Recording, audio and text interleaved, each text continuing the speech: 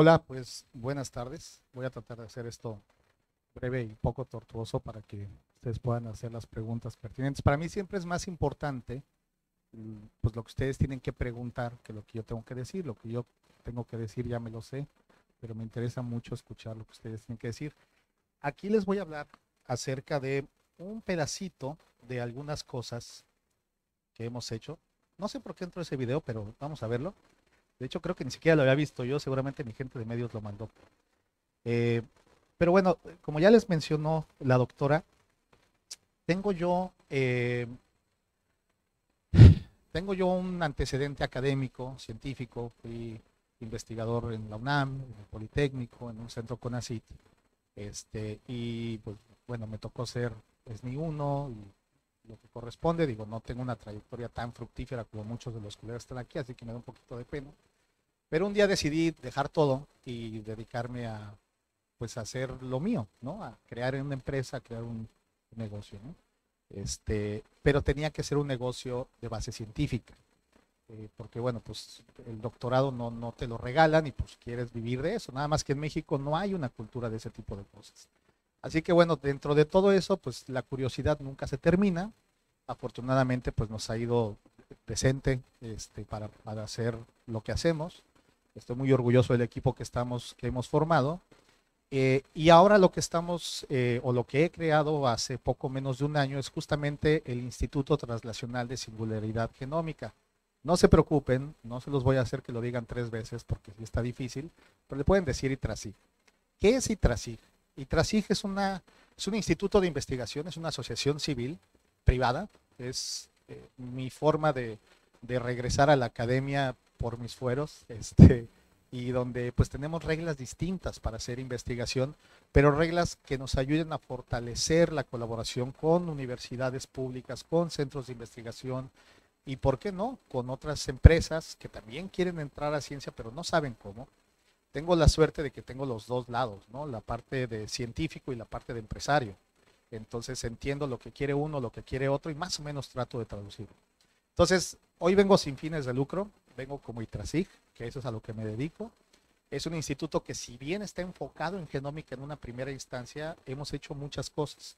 Hemos hecho robótica, hemos hecho mecatrónica, desarrollamos nuestro propio termociclador tiempo real, desarrollamos un asistente virtual que se llama Pablo, que bueno, ahorita anda por ahí en alguna nube perdido y que debemos de recuperar, que básicamente es un Siri científico que te permite no nada más monitorear todo tu laboratorio, sino te permite incluso sacar algunos resultados como vamos a decir, por ejemplo, si tú estás corriendo un montón de PCRs el día de hoy, pues te dice, ¿no? Cuántos tuviste, te saca toda la parte estadística y te lo dice en tu celular, ¿no? Que eso estaba dirigido justamente para automatizar un laboratorio de manera general. Cayó COVID y bueno, tuvimos que cambiar la perspectiva, pero ese laboratorio se construyó, se llamaba Laboratorio Mínimo Viable y se lo prestamos sin ningún costo al Langevio de la unidad de Irapuato para que hicieran pruebas COVID, porque eso lo creamos dentro de un contenedor de bar. Ahí siguen utilizándolo, no sé, pero bueno, nosotros seguimos adelante. Y parte de lo que hice durante ese tiempo fue seguirme metiendo en las cosas que me interesaban. Y una de ellas es que, bueno, ¿cómo le hago para ser más flojo y producir más? Pues que las computadoras trabajen. E inteligencia artificial es una de esas cosas que nos permiten analizar datos de una forma muy certera, en tiempo real, y que nos deja tiempo para pensar ideas diferentes. Esto que les voy a presentar no es algo que haya hecho yo solo, por supuesto. Digo, yo no sé muy poco de programación y lo poco que sé no me sale, termino por crashear, pero soy muy bueno juntándome con gente que sí sabe y convenciéndolos de hacer cosas interesantes. Aquí lo que estamos viendo es el primer modelo que desarrollamos de forma retrospectiva para poder analizar mediante inteligencia artificial cómo se comportaba la movilidad durante el primer año de la pandemia, durante el 2020. ¿Y por qué era eso importante? Porque queríamos saber cómo se estaban diseminando las enfermedades o cómo se había diseminado. Si sabemos eso, podemos comenzar a hacer evaluaciones en tiempo real. Y si tenemos evaluaciones en tiempo real, podemos generar algoritmos que nos permitan hacer predicciones. Y esas predicciones podemos convertirla en cosas blanditas, es decir, en un kit de diagnóstico molecular. Entonces, la presentación viene en dos partes.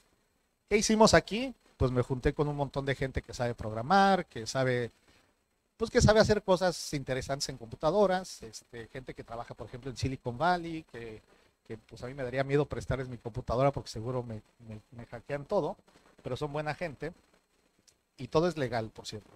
Este, Resulta que nos enteramos, déjame ver, porque estoy yendo hacia atrás o hacia adelante.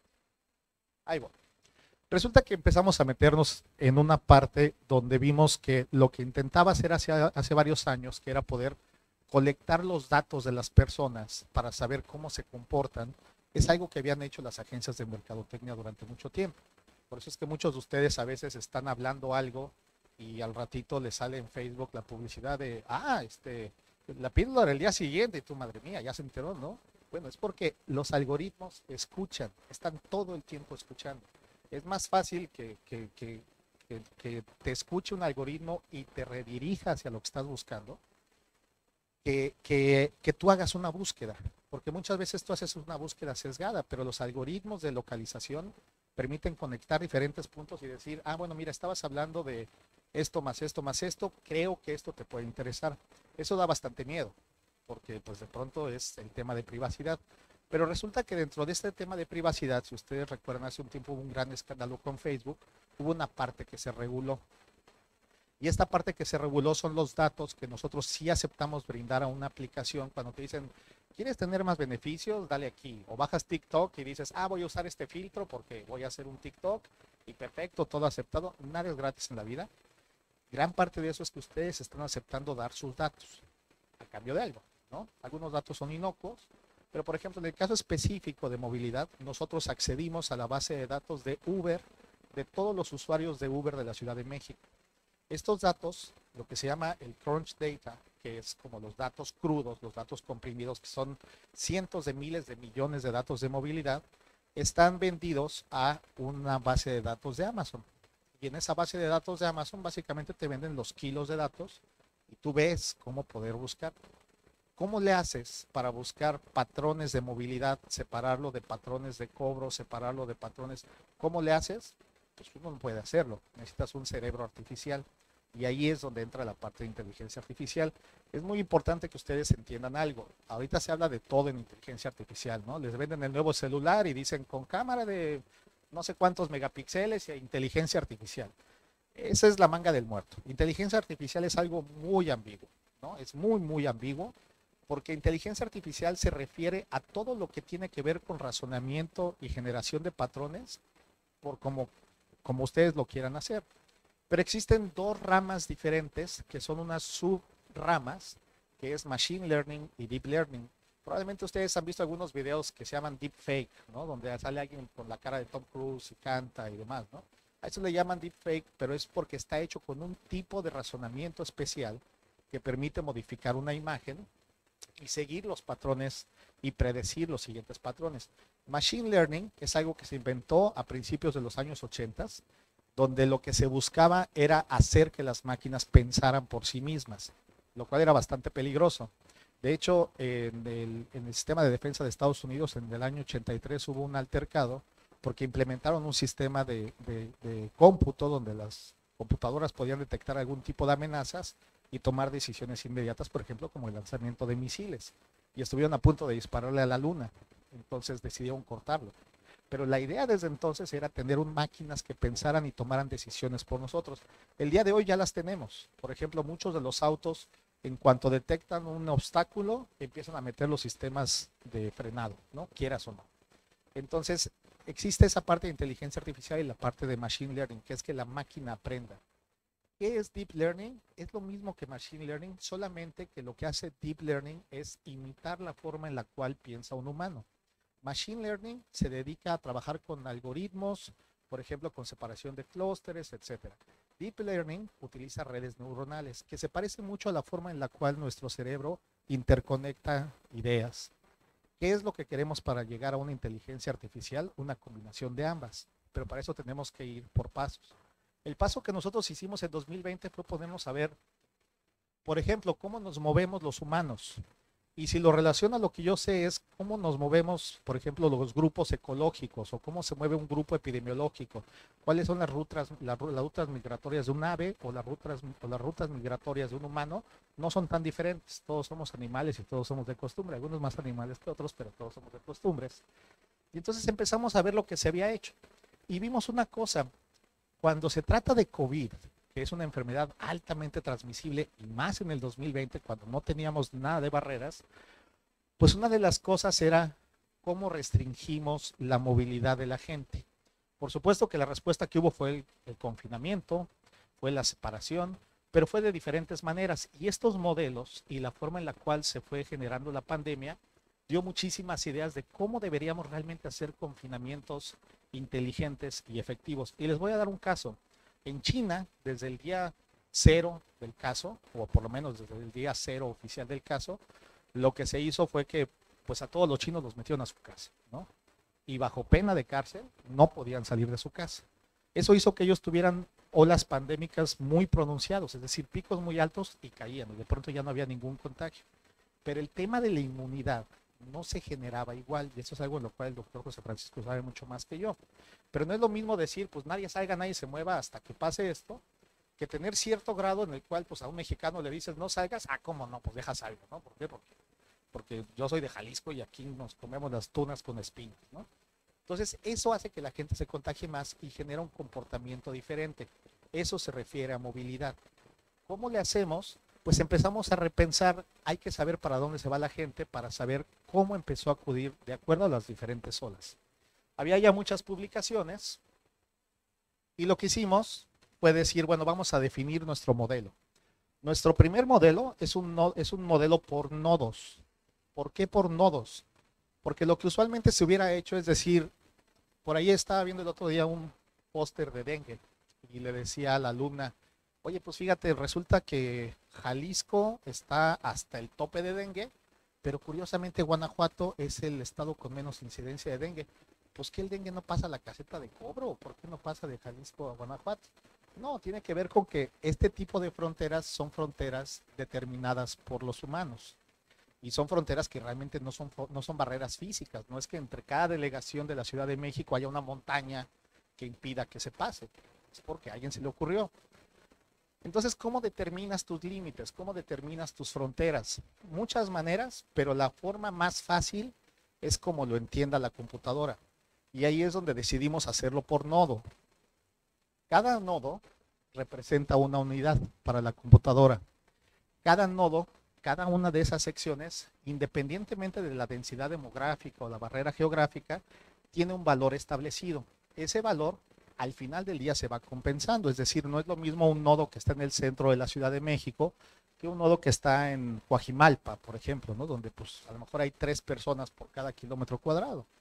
Pero al final del día lo que hace la computadora es poder balancear cómo se transita la población de un nodo a otro. Entonces nuestro primer modelo fue eso, ¿no? Fue una definición de nodos para la Ciudad de México que nos la da y que cada valor de movilidad ahí va a ser cada viaje que la gente de la Ciudad de México tomó durante este periodo utilizando la aplicación Uber, nos indicó de dónde salió, a dónde llegó, a qué hora, en qué fecha y cuántas personas venían. Y después eso lo empalmamos con cuántos contagios hubo. Entonces es la definición del nodo. Pero ¿de qué nos sirve un nodo si no sabemos quién nos reporta, ¿no?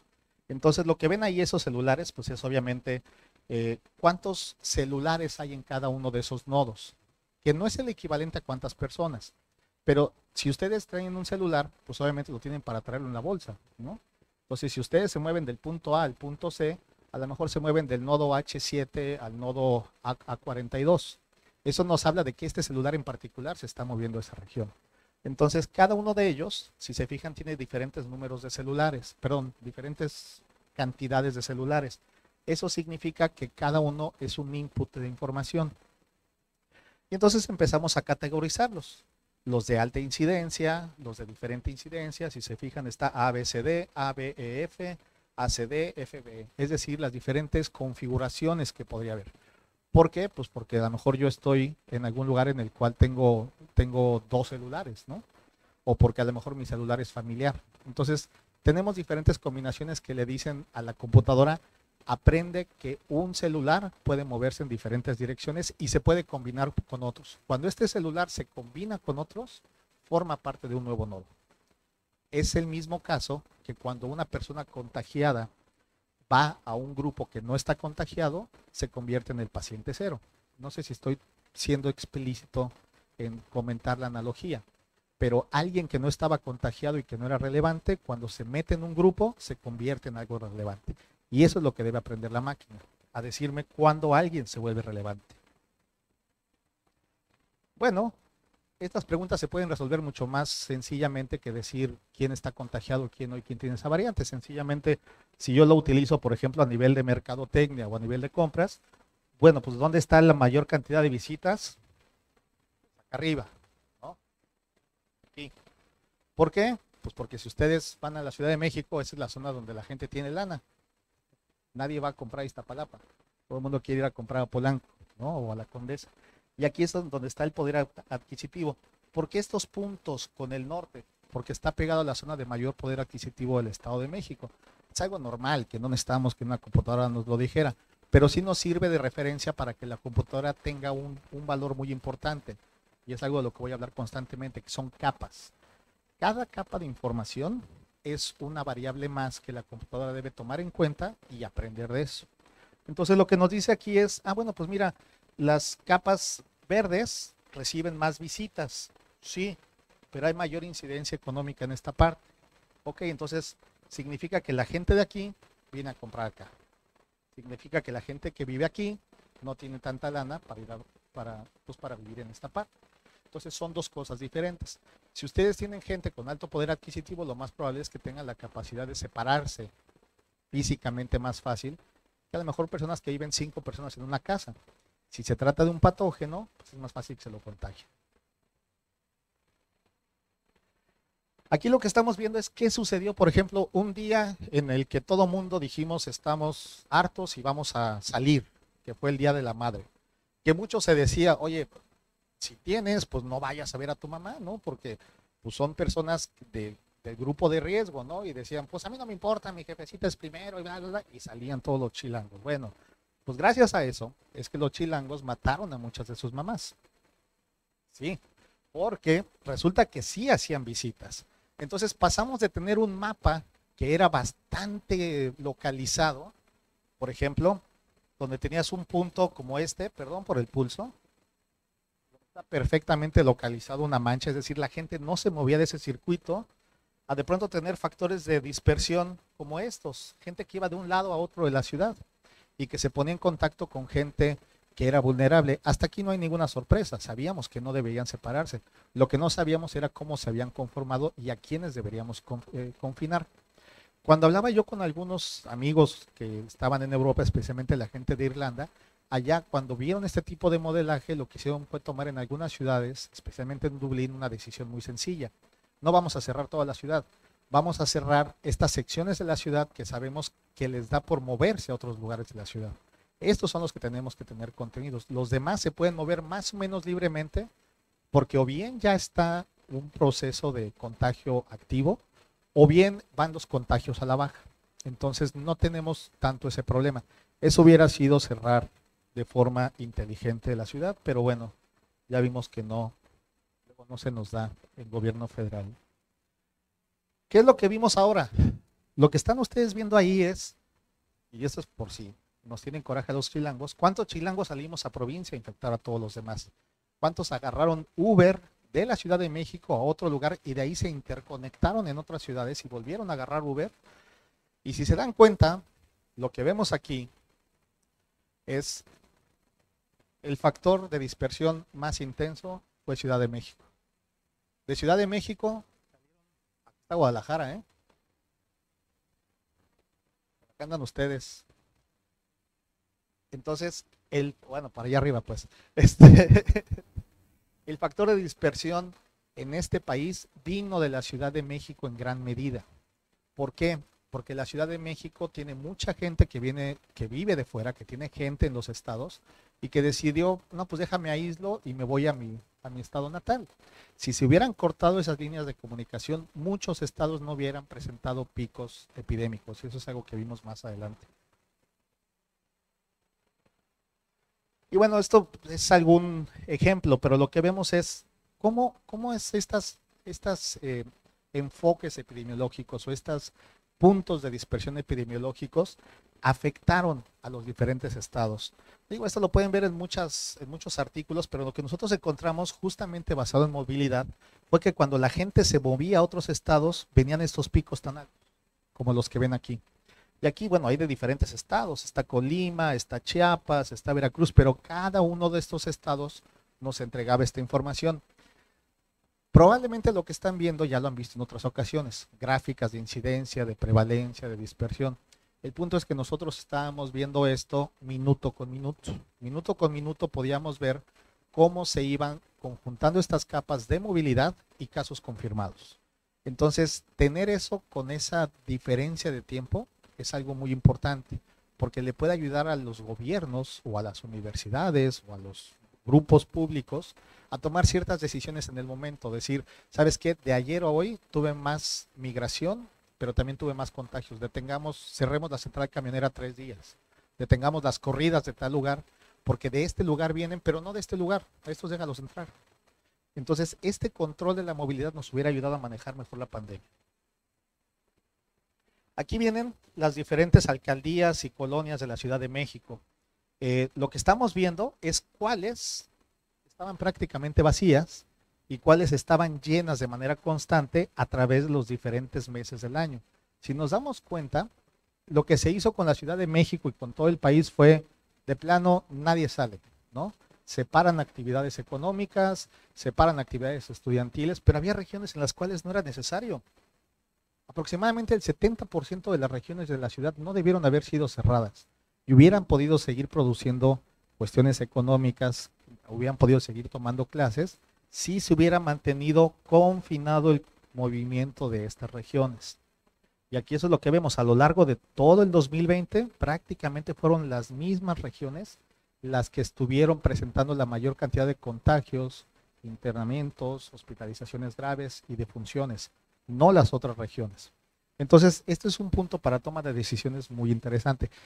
Aquí lo que se estaba viendo era simplemente si era positivo o negativo para COVID. Ya después agregamos algunas capas para ver qué variante. Pero si esto le suman algunas otras capas, como por ejemplo la cantidad de anticuerpos neutralizantes de esta población, pues también podrían definir, oye, no importa que se mueva, porque esta población es menos susceptible porque todavía tiene anticuerpos. Entonces podemos permitir movilidad. Es decir, esta información es muy valiosa. Pero nuevamente, lo que están viendo aquí es el resultado mes por mes. Pero esta información el servidor lo estaba recibiendo minuto a minuto. Otra de las cosas, un poquito más adelante en la pandemia, a la jefa de gobierno de la Ciudad de México se le ocurre pues que la gente se divierta, ¿no? Vamos a abrir Six Flags. Y lo que se da cuenta es, cuando llegan a Six Flags, pues si ustedes se fijan, este es el punto de dispersión y comienzan a contaminar a todo el sur de la ciudad. Cuando ya había bajado el punto epidémico, sin tomar en cuenta que había una nueva variante más contagiosa, se abre Six Flags y entonces se genera otra vez otro punto de contaminación. Esto es muy interesante para mí, obviamente. Es muy grave cuando se habla de temas epidemiológicos, pero esto lo vimos en retrospectiva y nos permitió evaluar qué podíamos hacer en las siguientes acciones. Para hablarles de qué podíamos hacer en las diferentes acciones, tengo varios ejemplos, pero uno de ellos sería, ¿qué preguntas me plantea este modelo? Una es, ¿a dónde va la gente y de dónde viene?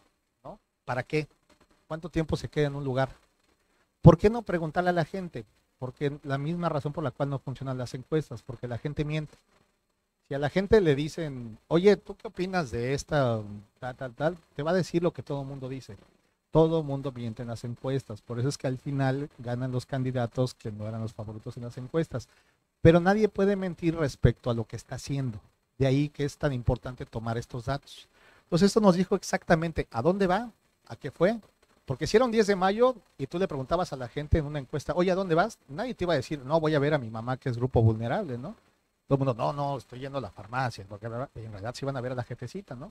Y la jefecita 10 días después, intubada, ¿no?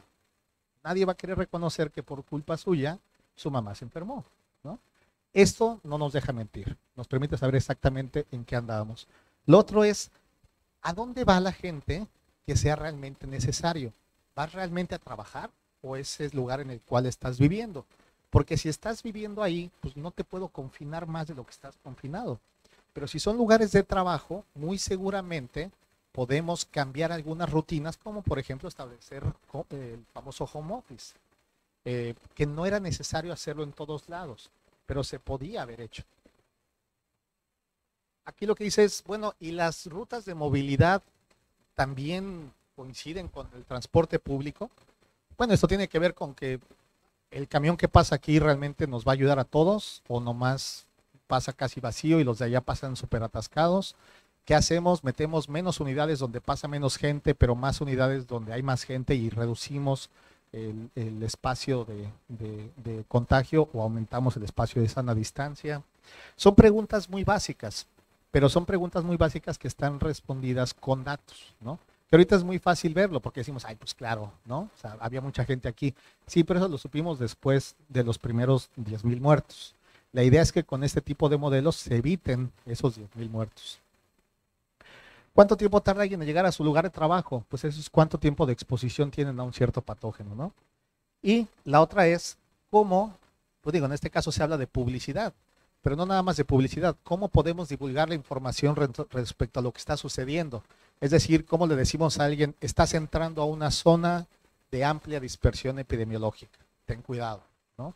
Ponte el cubrebocas, es cubrebocas, no es hamaca de papada, ¿no? Póntelo bien, porque estás entrando a un lugar peligroso. Pero si de pronto te estás yendo a otro lugar en el cual no hay tanta incidencia epidemiológica, bueno, pues está bien, relájate un poquito. ¿Por qué? Pues porque no estuviste en un hotspot y tampoco estás en un lugar donde puedas contagiar a muchos, ¿no? Y eso, al final de cuentas, lo que pareciera un gran sentido de control, que es tomar tus datos personales, se refleja en que tú puedas tener la información necesaria para tomar tus decisiones. Eso es algo que a mí lo he tenido como cruzada en la cabeza desde hace mucho tiempo, que es que nosotros somos dueños de muchas cosas, ¿no? Si ustedes quieren saber, van a viajar, por ejemplo, a mí, ¿no? Que me tocaba viajar a Ciudad Obregón. Ah, pues me meto y le pregunto a Siri y me dice cómo va a estar el clima y ya decido yo entonces, pues qué ropa traer, que bueno, fue negro, no fue lo más adecuado porque me estoy derritiendo, pero o por ejemplo, quiero comprar dólares y le pregunto el tipo de cambio y pues me lo dicen así, ¿no? O quiero ver mi cuenta bancaria y lo puedo saber. Pero lo que no tengo información es sobre mi información biológica. Mi información biológica significa muchas cosas, no nada más mi salud, sino la salud de la gente que me rodea. Pero también qué cosas me pueden funcionar mejor. Por ejemplo, si nosotros tenemos un sistema que nos permita analizar cuestiones de nutrigenómica, pues me permitiría saber qué cosas realmente puedo comer sin tener que estarme matando con lechuga y atún, pues para no tener esta panza, pero pues es específico para mí. O si en la mañana me siento un poco mal, pues en lugar de ir al doctor y que el doctor digo, ¿cuántas veces les ha hecho, van ustedes con dolor de garganta al doctor y cuántas veces les manda hacer un antibiograma? Nunca, no hay tiempo, ¿no? Les manda un antibiótico y si no pega, pues el que sigue.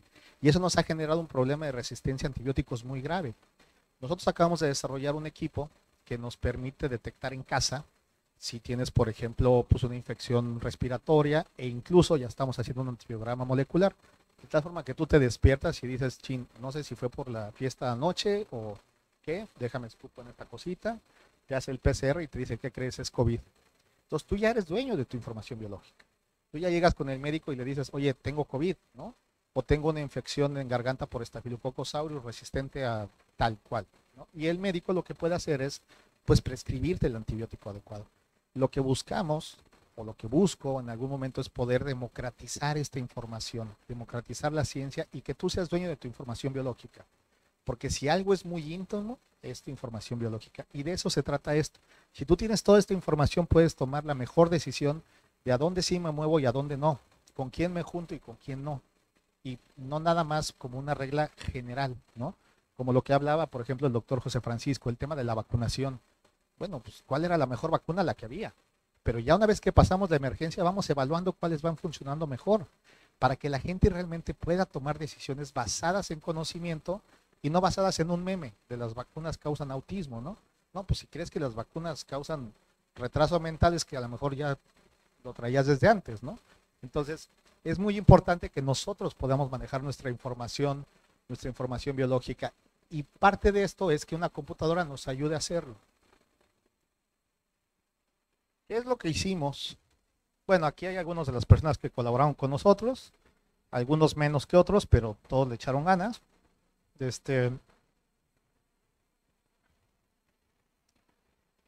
es lo que hicimos con esto? Muchas cosas. Resulta que a finales del 2020, por ahí así, platicando con el doctor José Francisco, encontramos este tema de que ya SARS-CoV ya no era un solo virus, empezaban a presentar mutantes o mutaciones y se empezaban a presentar variantes, y todo el mundo estaba pues en el entendido de que bueno, pues hay que hacer secuenciación genómica completa porque eso es la única forma de saber qué sucede en la vida. Pues sí, pero estamos en el tercer mundo, aquí no podemos estar secuenciando a lo loco y tener los datos hoy mismo para definir cómo se va dispersando una mutación tan importante como una mutación que puede causar evasión de la inmunidad, ¿no?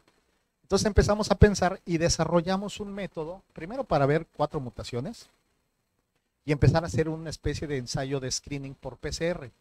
Cuando teníamos ese ensayo de screening por PCR, pues empezamos a buscarlo.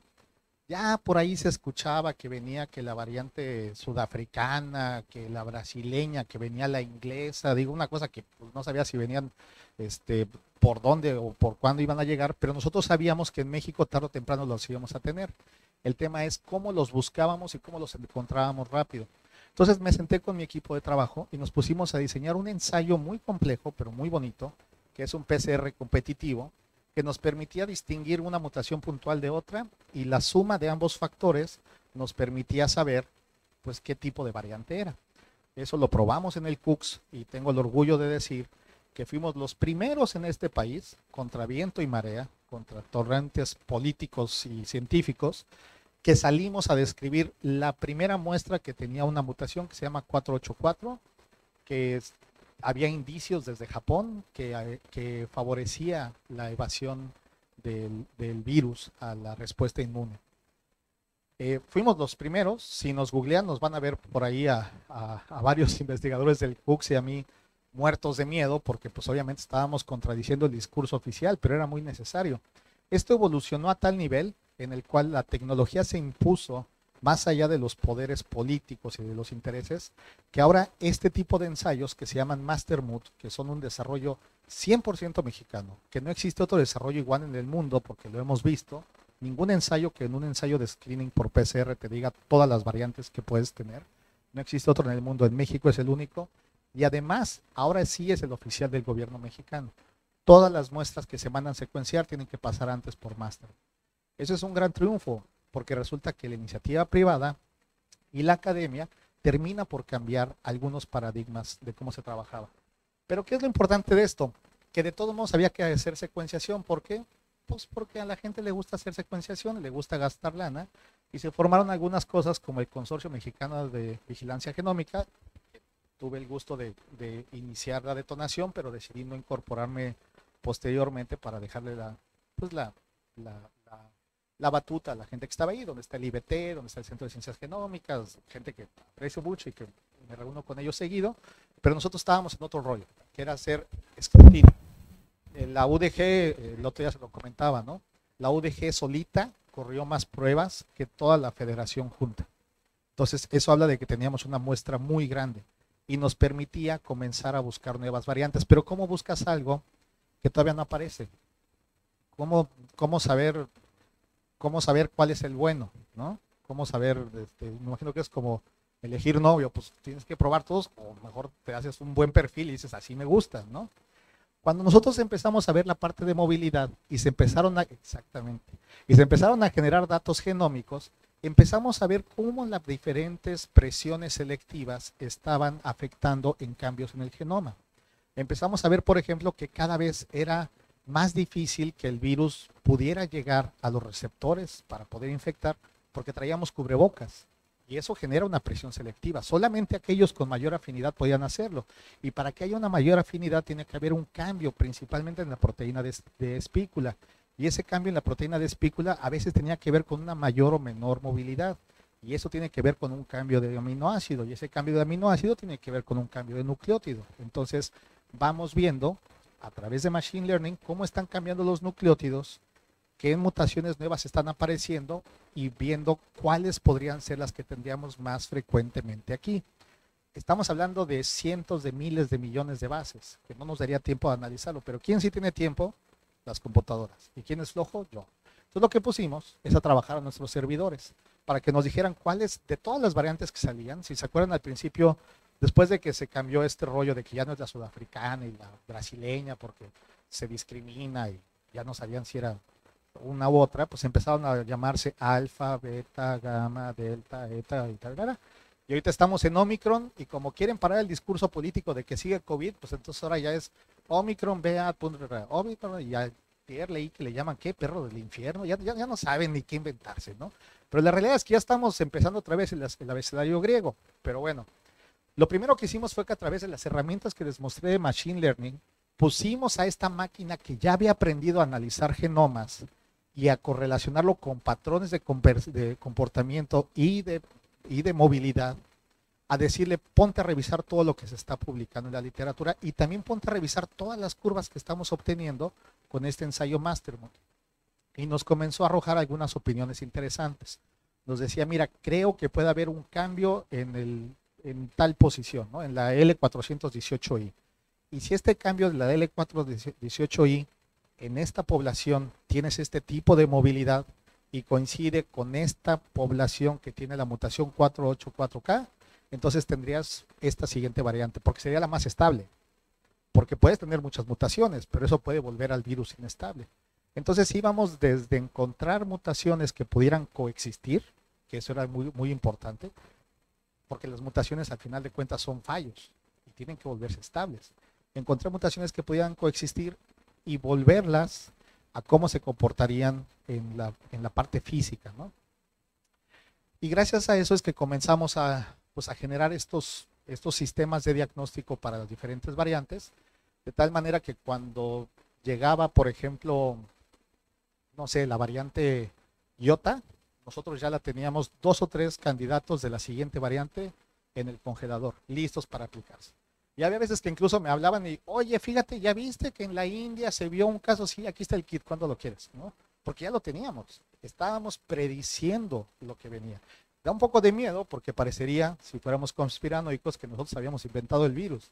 Pero es que una vez que entiendes la evolución de los virus, que entiendes, por ejemplo, cuál es el rango de error de una polimerasa y que sabes cómo es la gente de taruga y se sigue moviendo, pues puedes predecir muy fácilmente cuáles son las opciones de cómo te va a cargar el chahuizle, ¿no? Y eso es lo que hacíamos. Nuestro negocio es la hipocondria, y eso es algo que no se les debe olvidar. Entonces comenzamos a sacar estas diferentes versiones. Pero ahora, ¿qué es lo que podíamos hacer? Bueno, pues ya sé cómo se comportan, ya sé qué es lo que tengo que vigilar que podría haber ahorita, y tengo que ver qué es lo que hay hacia el futuro. Pero empezamos a encontrar cosas muy importantes. Resulta que se habían descrito 2 casos en el mundo donde por aislamiento viral se había visto que algún paciente tenía 2 variantes al mismo tiempo, es decir, era una coinfección, pero eso era dificilísimo de saber, porque aislar un virus cuesta mucho trabajo y cuesta mucho tiempo. Dentro de las curvas que nosotros encontramos,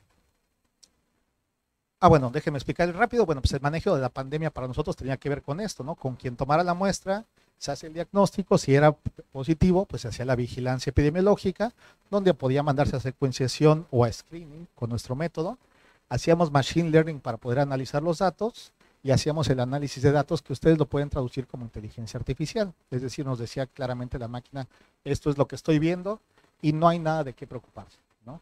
O esto es lo que estoy viendo y estoy viendo una mayor prevalencia de esta mutación en esta sección y nosotros entonces poníamos atención. Recuerden que inteligencia artificial tiene estas 2 vías, machine learning y deep learning.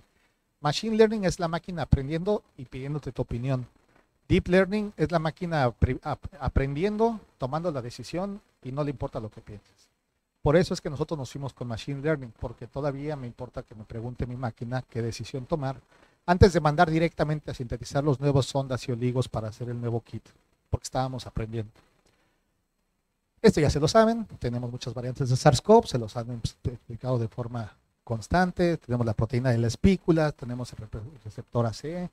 Algo que es muy importante es lo que sucede en este momento, cuando se unen estos dos. Cualquier cambio que haya ahí afecta el curso de una pandemia. Cualquier vacuna que se diseñe tiene que ver con qué tan eficiente es esto.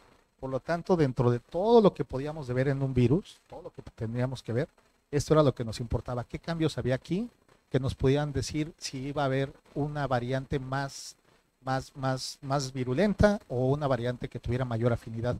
Y la hubo. Nosotros hicimos la predicción de que venía una variante muy compleja que después se llamó Delta y que después vendría una más compleja todavía que se llamaría Omicron, porque tendría que fortalecer, se estaban debilitando cada vez más los enlaces o los aminoácidos en esta parte de la espícula, lo que permite que haya una mayor afinidad de la espícula o de la proteína receptora a su receptor. Y se cumplió.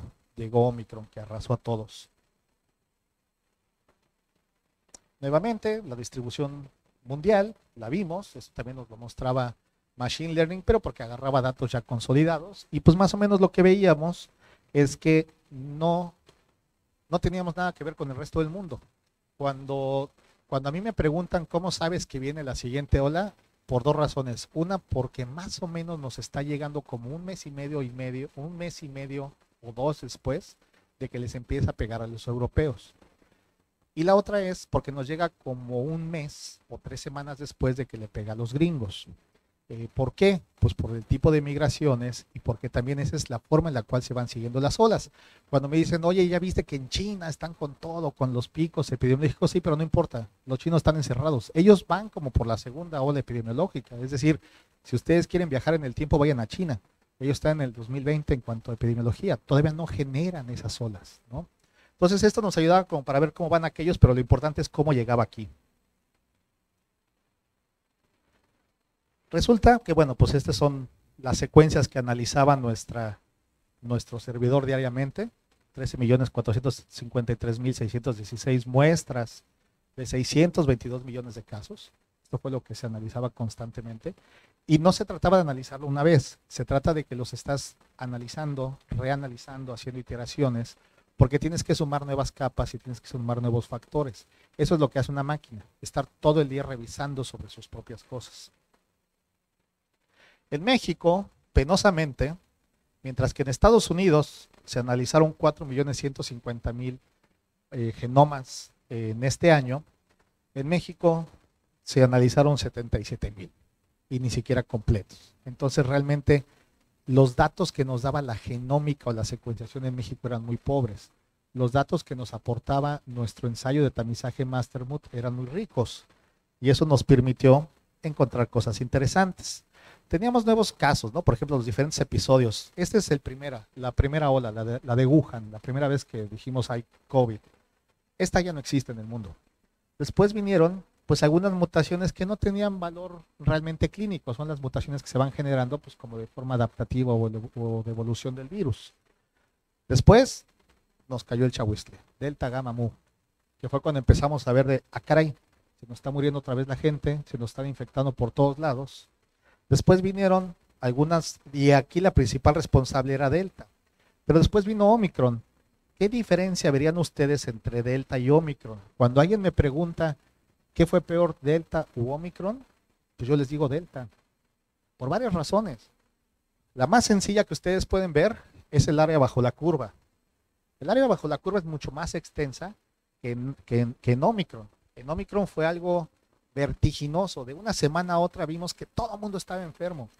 Pero eso es como echarte un litro de tequila, te pones borracho y te desmayas y se acabó, ¿no? Aquí el problema es que nos aventamos semanas y semanas con casos ascendentes y de pronto ya iba bajando y vuelve a subir. Entonces, el número de decesos aquí fue mucho más alto que en Omicron. ¿Cuál es la ventaja de Omicron? Que Omicron generó cierta inmunidad para la gente, pero inmunidad a la fuerza, porque se enfermaron, ¿no?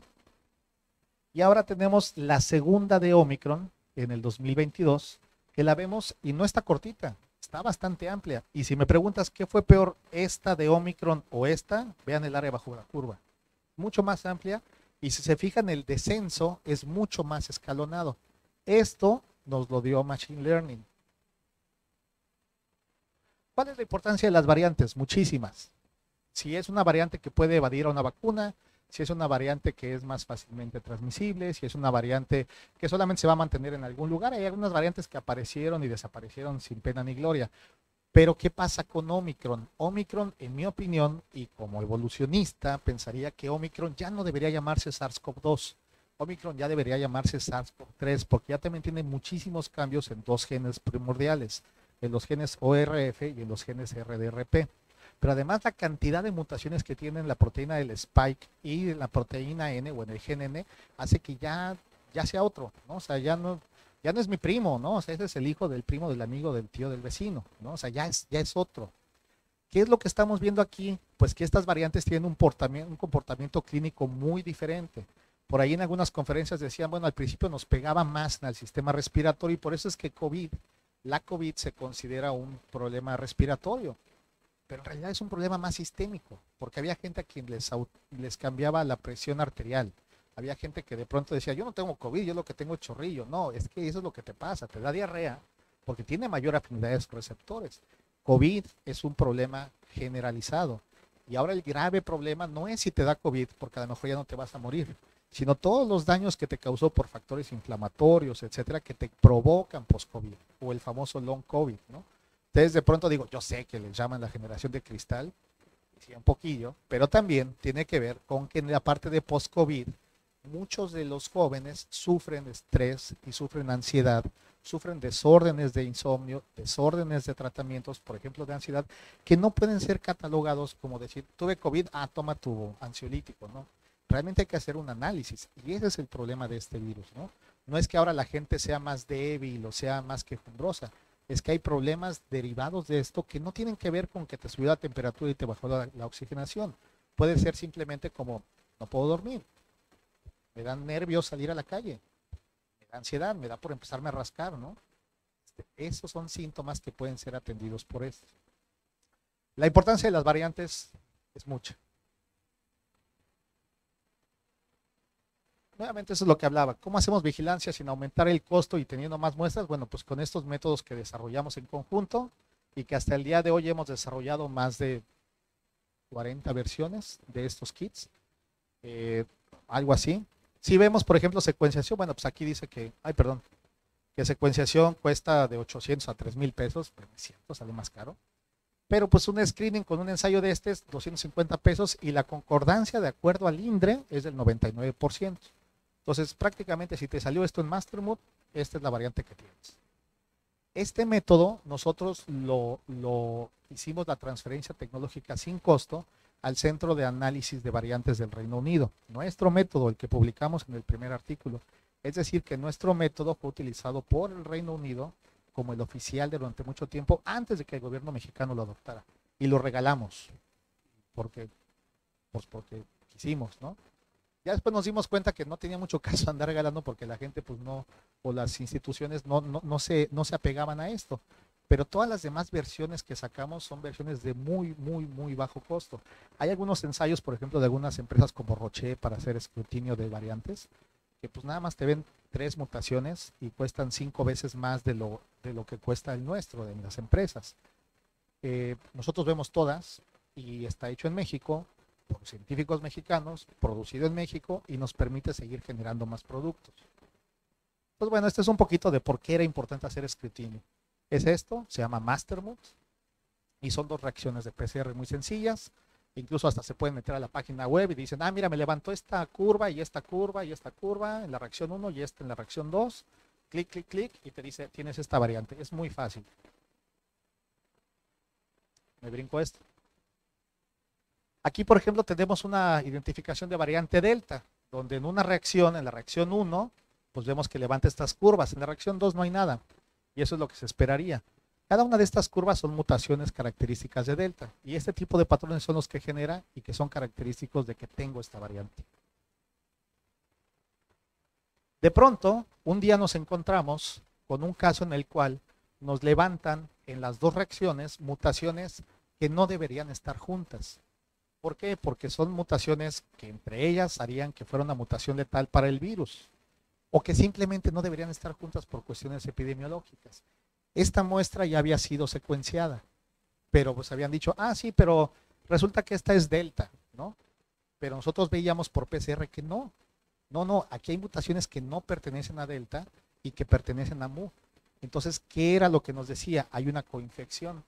Este fue el tercer reporte a nivel mundial de un paciente con coinfección por 2 variantes y es un reporte mexicano. Esto es lo que vimos. La visualización de todas las curvas de esta muestra llamada M84. Que lo que hicimos fue revisar, bueno, ok, dices que lo secuenciaste, INDRE, vamos a revisar tu secuencia. Y lo que vimos es que INDRE lo que hacía era que secuencia de Illumina, lo sube a un software que ya está arreglado por parte de Illumina, que les hace todo el procesamiento y que les dice, ah, pues a través del análisis Dragon, pues te digo que es tal, ¿no? Pero lo que hace esta secuencia de Illumina es agarrar como el consenso, donde hay más bases y las demás las elimina. Pero resulta que cuando hay coinfección no es 1 a 1. Puede ser que haya más cantidad de virus de uno y del otro, pero eso no significa que no haya coinfección. ¿Qué es lo que nosotros tuvimos que hacer? Programar y hacer un nuevo pipeline de bioinformática que actualmente lo está utilizando Illumina en su nuevo algoritmo sin pagarnos un peso, pero que le permite separar variantes. Y esto fue lo que hicimos. En esa secuencia, pues no se ve en la secuencia resultante del análisis de Illumina. Ellos eliminan las mutaciones R364K, E48K y N501Y, de las cuales nosotros las vimos por PCR, nadie nos puede mentir, la vimos y lo repetimos. Entonces, ¿por qué no aparece en la secuencia final de Illumina? Porque el software de Illumina decidió eliminarlo, porque son respuestas rápidas para usuarios flojos. Y ahí es donde empezamos a hacer esto. Aquí es como lo vemos, tenemos todas estas lecturas donde nos deja clarísimo que la mutación existe. Pero a la hora que la parte bioinformática lo analiza, se pierde. Y es cuando le preguntamos a nuestra máquina, a nuestro Pablo, que así se llama el Machine Learning, ¿por qué lo está perdiendo? Y nos dice, porque estás utilizando un algoritmo diferente. Que estás utilizando un algoritmo que lo que te dice de lo que haya más, eso es lo que existe. Nosotros entonces cambiamos un modelo estadístico y otro algoritmo que se llama Free Bayes y que nos permite programar diferente. Ya casi acabo, no se duerman. Ya estamos en esas. Y eso es lo que hacemos. Hackeamos el sistema de Illumina, sacamos los QFASTA y le decimos, no me lo leas aquí, permíteme leerlo a través de Free Bayes. Y Free Bayes lo que me dice es, aunque haya poquito, si es representativo, te lo voy a mostrar. Y es entonces cuando nos permite ver claramente que este paciente en particular traía 2 infecciones por 2 variantes muy cercanas, Delta y Mu.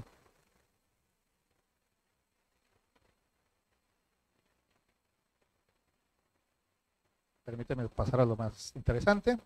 Esto es lo que vimos, que en Delta y Mu, en esta coinfección, teníamos una proporción de 80 y 20. Es decir, por cada 80 partículas virales de Delta, teníamos 20 partículas virales de Mu. Pero eso no significaba que no fuera una coinfección. Y de hecho, la sintomatología del paciente era bastante diferente a la de alguien que tenía solamente Delta o solamente Mu. Entonces, ¿qué es lo que nos permitía saber esto? Bueno, primero esto, que tenemos un paciente coinfectado, pero la otra es, ¿qué sucede si 2 virus infectan al mismo tiempo a una persona? Pues hacemos un revolvedero dentro, ¿no? Y el resultante puede ser justamente la siguiente nueva variante. Por eso es tan importante para nosotros estudiar coinfecciones. Y eso es a lo que está enfocado ahorita nuestro servidor, a buscar coinfecciones que no estén siendo detectados por los sistemas de bioinformática automatizados del mundo. Entonces nosotros, por ejemplo, le pedimos a las bases de datos que están subiendo COVID o ahorita que vamos a firmar con la Universidad de Beijing, al CDC de ellos, que nos pasen los datos crudos para reprocesarlos y ver dónde estamos teniendo coinfecciones y dónde estamos obteniendo nuevos tipos de variantes. Eso lo está haciendo nuestra máquina de Machine Learning. Espérenme, ahí voy. Esto nos ha llevado obviamente a que cambien las herramientas, porque si lo vemos al principio, pues decíamos, bueno, diagnóstico, pues PCR, ¿no? Variantes, pues secuenciación, pero cambiamos a esta parte de Mastermood utilizando todo esto. Todo esto fue una planeación hecha con base en los resultados que nos daba la parte de Machine Learning e inteligencia artificial. Nos permitió desarrollar nuevas cosas que nos dio nuevos datos, como este tipo de coinfecciones, y que una vez obtenidos estos nuevos datos nos dice que le tenemos que pedir a la máquina que ahora busque otras cosas. Ya no que busque evolutivamente cómo se va a ir moviendo el virus, porque el virus ya lleva 2 años y medio con nosotros o 3, sino cómo vamos a poder nosotros detener a las nuevas variantes o detectarlas a tiempo, correlacionándolas con la clínica, que ese es el gran reto. Ahora, ¿cómo correlaciono esto con la clínica? Y para allá es para donde estamos queriendo ir. Aquí, como ven, todos son los diferentes tipos de Mastermood, por eso les decía, ha habido muchísimos. ¿Por qué? Porque había semanas, y no me dejarán mentir, en que estaban llegando 2 variantes al mismo tiempo a México, ¿no? ¿Cómo las detectas? Pues solamente teniendo algo en tiempo real, cosa que no sucedía con secuenciación. Sobre todo cuando secuenciación se tardaban hasta un mes en entregarte los resultados, pues ya para qué, ¿no? Ya mejor entrégame la autopsia. Con Mastermood lo sabíamos el mismo día. E incluso en la UDG instalamos un laboratorio móvil donde están haciendo constantemente monitoreo, no nada más de SARS-CoV-2, sino de variantes. Y eso permitía saber en el momento, ¿sabes qué? Ya nos pegó directamente, ¿no? Las conclusiones, la identificación masiva de variantes tiene un impacto importante tanto epidemiológico como clínico, ya lo sabemos, es una obviedad, pero no era una obviedad cuando comenzamos a hacerlo, eso es lo más importante. No estamos trabajando sobre algo que ya sabíamos. Gracias a que hicimos el trabajo es que ahora lo sabemos. Las técnicas de secuenciación actuales generan información valiosa que necesita ser compartida y procesada. Es decir, no nada más que nos digan, pues salió Delta. No, pásame los datos crudos para que los diferentes bioinformáticos puedan analizarlos y saber si estamos viendo un evento recombinatorio o si lo que estamos viendo de este nuevo tipo de variante evolutivamente, pues se trata de evolución convergente o de evolución divergente o de diferentes factores que podemos decir, mira, como es un tipo de evolución convergente, no te preocupes tanto, no detengas el tráfico de la gente, porque es el camino normal de la evolución, ¿no? Pero necesitamos poder conocer los datos crudos, ¿no? ¿Y qué es lo que estamos haciendo también ahora en el instituto? Pues utilizar inteligencia artificial para poder hacer ensayos que nos permitan entrar a temas como farmacogenómica, como cáncer, otras enfermedades infecciosas. Por ejemplo, estamos pues a punto de terminar un Mastermood, pero para virus de inmunodeficiencia humana, para HIV. ¿Por qué? Porque si en lugar de detectarte HIV, de entrada te digo qué variante tienes, tú sabes perfectamente qué fármaco es el que más te conviene y lo puedes saber el mismo día y con un PCR sin tanto problema, ¿no? Simplificar la vida. Enfermedades infecciosas y vigilancia genómica en general. Entonces, para eso nos ha servido tener inteligencia artificial aplicado a esto. Ya para terminar, TRASIG, somos nosotros, estas es las instalaciones de Irapuato, 4 pisos, laboratorios, oficinas, sala de cine arriba, por si alguna vez nos visitan. Aquí tenemos Apolo, que es nuestro laboratorio móvil, que es un laboratorio completo de biología molecular, lleno de robots que la UDG ha utilizado durante un año y que nos ha permitido darle servicio a la gente sin cobrar un solo peso de ninguno de las dos partes y que sencillamente se mueve a otro lado, se conecta a un enchufe de la luz y funciona. Esta es parte de mis instalaciones. Este es Tony, que es el genio en bioinformática. Somos algunos de nosotros. Aquí, como ven, pues no nada más somos gente del instituto, sino hay gente, por ejemplo, como Luis, Gabriela. Luis es el doctor Luis Marat Álvarez, del Simplestaff Zacatenco, SNI 3, un especialista en ácidos nucleicos, muy bueno. La doctora Gabriela Álvarez, pues ella es 2 veces directora del Simplestaff, es embajadora de la Academia Americana de Microbiología, es la poseedora de la cátedra de la FAO. Es una persona que trabaja muy constante con nosotros y que además, por ejemplo, ahorita estamos haciendo un trabajo de investigación con ella para que vean que no todo es dinero, para analizar comunidades microbianas en las pozas de Cuatro Ciénegas. Entonces, con ellos estamos haciendo tanto investigación básica como aplicada y tenemos varias líneas, salud humana, salud animal, campo, medio ambiente. Ya para terminar, quiero decirles que ayer tuve el gusto de firmar un convenio de colaboración entre ITRASIC y la Unison para poder estimular la parte de hacer proyectos en conjunto. Autoricé la apertura de un programa de becas para estudiantes que puedan visitar y hacer estancias o hacer su servicio social con nosotros. Esto a través de las buenas gestiones del doctor Soñanes y de su vicerrector, se sacarán los lineamientos, pero lo que nos interesa es eso, que puedan ustedes tener la movilidad hacia allá, nosotros hacia acá, que podamos hacer proyectos nuevos en genómica, en desarrollo de bioinformática, ingeniería, en muchas otras cosas. Y pues bueno, estamos aquí abiertos para eso. Uno de nuestros aliados principales, que es la Universidad de Guadalajara, también ayer formalizó un paso más de su interacción con el Unison, y eso nos habla de que podemos tejer redes entre todas las instituciones, ¿no? Entonces quiero agradecerle pues al equipo de la Unison por tener esta apertura. Olviden la foto, odio esa foto, pero ahí está mi celular, ahí está mi correo electrónico. Escríbanme, pregúntenme lo que quieran, bueno, si es que lo sé, y platiquemos, porque solamente atendiendo sus preguntas es que puedo saber cómo los puedo servir. Muchísimas gracias.